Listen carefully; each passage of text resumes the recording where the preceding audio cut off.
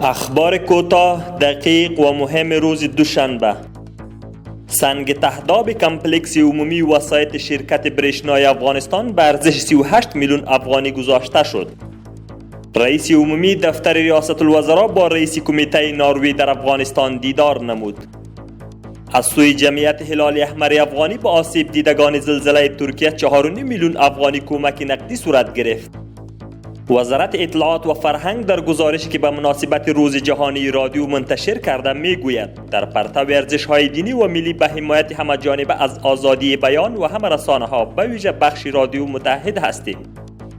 بر اساس یک سلسله گزارش‌های کشفی، منسوبین ریاست استخبارات ولایت سمنگان مقداری از سلاح‌های سبک و سنگین و تجهیزات نظامی را که به طور غیر قانونی در ولسوالی‌های خلم و دره صوف بالا آن ولایت نگهداری می‌شد، کشف و به دست آوردند.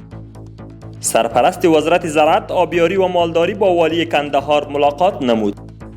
دی افغانستان بانک میگوید به سلسله کمک‌های بشردوستانه جامعه جهانی به افغانستان بسته دیگر 40 میلیون دلاری از کمک‌های بشردوستانه به کابل مواصلت نمود که به یکی از بانک‌های تجارتی سپرده شد.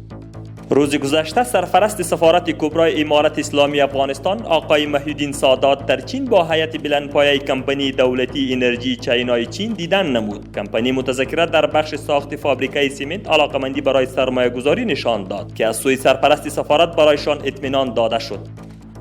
وزارت امور داخله میگوید منسوبین ریاست مبارزه با مواد مخدر طی یک عملیات در ولایات ننگرهار، تخار و فاریاب نزدیک به 300 تن معتاد به مواد مخدر را جمع‌آوری نموده و جهت تداوی به شفاخانه‌های مربوطه فرستاده شدند.